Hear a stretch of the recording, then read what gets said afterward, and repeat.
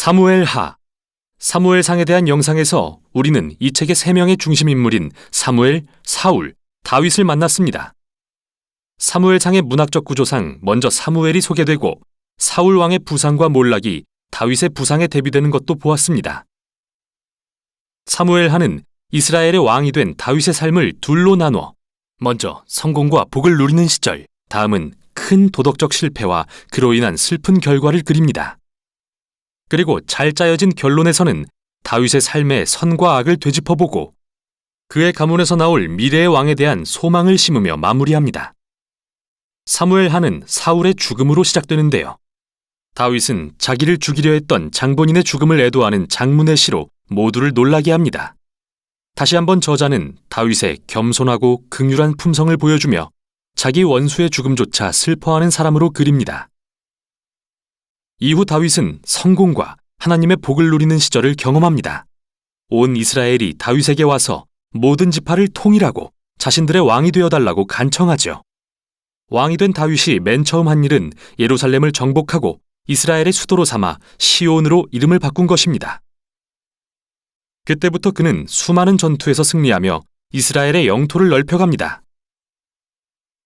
예루살렘을 이스라엘의 정치적 수도로 정한 후 영적인 수도로도 삼고 싶어진 다윗은 언약궤를 예루살렘으로 옮깁니다. 사무엘하 7장에서 그는 하나님께 이스라엘은 이제 거할 집이 있는데 하나님의 임재도 영구히 거하실 집이 필요하다면서 이스라엘의 하나님의 성전을 지어드려도 되냐고 여쭙니다. 그러나 하나님은 내 생각은 고맙지만 오히려 내가 너의 집, 즉 왕조를 세울 것이라 말씀하시죠. 사무엘하 7장은 성경 전체의 줄거리를 이해하는 데 핵심이 되는 장입니다. 왜냐하면 하나님께서 다윗에게 그의 왕가에서 미래의 왕이 나올 것이며 그가 이 땅에 하나님의 성전을 짓고 영원한 나라를 세울 것이라 약속하시기 때문이죠. 그리고 다윗에게 주신 메시아에 대한 이 약속은 이후 시편과 선지서들에서 더욱 발전됩니다. 또 이 왕은 하나님이 아브라함에게 하신 약속과 연결되는데 미래의 메시아의 나라를 통해 열방에 복을 베푸실 것이기 때문이죠. 그런데 하나님이 복을 베푸실 것을 약속하신 바로 이때 일이 심각하게 꼬이고 맙니다. 다윗이 저지른 치명적인 실수로 인해 우리아라는 소중한 병사가 희생됩니다. 다윗은 그의 옥상에서 우리아의 아내 밧세바가 목욕하는 걸 보고 그녀를 불러 동침하여 아이가 생깁니다. 그러자 그걸 감추기 위해 우리아를 살해한 뒤 그녀와 결혼하죠. 끔찍합니다. 다윗은 나단 선지자가 그 일을 지적하자 즉시 자신의 잘못을 인정합니다. 비탄에 잠겨 회개하고 용서를 구하자 하나님은 그를 용서해 주십니다. 그러나 하나님은 다윗의 선택의 결과는 지우지 않으십니다. 이러한 끔찍한 선택의 결과 다윗의 지방과 그의 왕국은 결단나고 말죠. 이 비극적인 이야기는 사울의 몰락과 많이 닮아 있습니다. 다윗의 아들들은 더 비극적인 방식으로 그의 실수를 되풀이합니다. 암논은 자기 여동생 다말을 성폭행하고 다말의 오빠인 압살롬은 모든 사실을 알고 암논을 살해합니다. 그 후 압살롬은 비밀리에 아버지 다윗을 권좌에서 몰아낼 계획을 세워 대대적인 반란을 일으킵니다. 그래서 다윗은 두 번째로 도망자의 신세가 되어 광야에 숨지만 이전과 달리 결백하지 않습니다.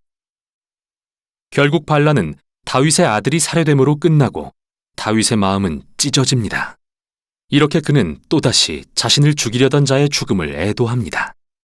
다윗은 말년에 왕좌를 되찾지만 비탄에 잠기고 자기 죄의 슬픈 결과로 인해 상처 입은 모습입니다. 이제 책은 잘 정리된 결어로 끝을 맺습니다. 이야기들이 연대수는 아니지만 문학적으로 정말 훌륭한 대칭 구조를 이루는데요. 바깥의 두 이야기는 다윗의 통치 초기 이야기인데 사울과 다윗의 실패를 비교하고 어떻게 그들의 잘못된 결정이 다른 사람들에게 상처를 입혔는지 보여줍니다. 안쪽의 두 이야기는 블레셋 족속과 싸운 다윗과 그의 용사들에 대한 이야기입니다. 흥미롭게도 두 부분 다 전투에서의 다윗의 약점을 들춰냅니다.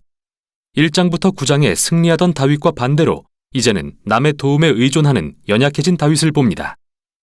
결어 중앙의 두 편의 시는 다윗이 자기 인생을 돌아보며 쓴 회고록과 같은데요. 그는 은혜의 하나님이 그를 위험에서 구해주셨던 때를 기억하며 그와 그의 집안을 향한 언약의 약속에 신실하신 하나님을 찬양합니다. 두 시는 모두 영원한 왕국을 세우실 미래의 왕에 대한 하나님의 약속을 소망하며 마무리되는데, 이 시들은 하나님의 약속과 서두에 나온 한나의 시와도 연결됩니다. 이렇게 핵심 문구들이 처음, 중간, 그리고 끝에 배치되어 사무엘 상하의 주제를 아우르죠. 사울과 다윗의 악에도 불구하고 하나님은 당신의 구속 사역을 계속 이루어 가십니다. 하나님은 다윗과 사울의 교만은 낮추셨지만 다윗이 겸손할 때 그를 높이셨습니다. 이 책의 미래에 대한 소망은 다윗을 훨씬 넘어서는 것인데요. 그것은 미래의 메시아 왕이 오셔서 하나님의 나라를 세우고 열방에 복을 베푸실 것에 대한 소망입니다. 여기까지가 사무엘 상하였습니다.